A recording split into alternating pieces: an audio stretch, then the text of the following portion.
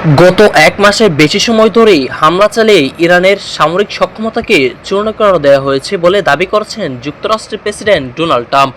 আজ বাংলাদেশ সময় বৃহস্পতিবার সকালে জাতির উদ্দেশ্যে দেওয়া ভাষণে তিনি এমন কথা বলেন।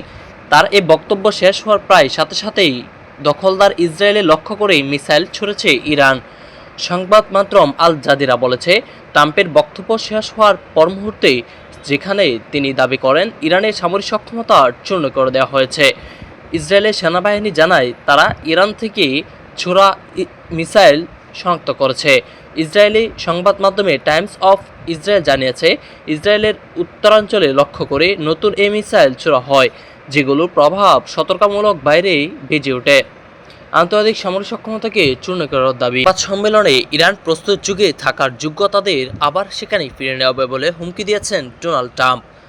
তিনি জানান, আগামী 2 থেকে 3 সপ্তাহে তারা ব্যাপক পরিমাণ হামলা চালাবেন, আর এই সময়ের মধ্যেই ইরানকে তাদের সঙ্গে চুক্তি করতে হবে, নয়তো দেশটির বিদ্যুৎ অবকাঠামো লক্ষ্য করে হামলা চালাবেন।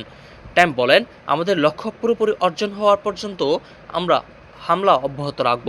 এখন পর্যন্ত আমরা যতটুকু এগিয়েছি, আমি বলতে পারি ইরান মার্কিন লক্ষ্য খুব অল্পই সময়ের মধ্যে শেষ হয়ে যাবে। আমরা আগামী 2 থেকে 3 সপ্তাহ অত্যন্ত কঠোরভাবে হামলা চালাবো। আমরা ইরানকে প্রস্তাব পাঠিয়েছি যেন তারা আমাদের কথাগুলো মেনে নেয়, যেখানে তারা কোনো যোগ্য না। সংবাদ সম্মেলনে ডোনাল্ড ট্রাম্প বলেন, তারা যদি স্বীকার করে আমার কথাগুলো মেনে নেয় তাহলে আমরা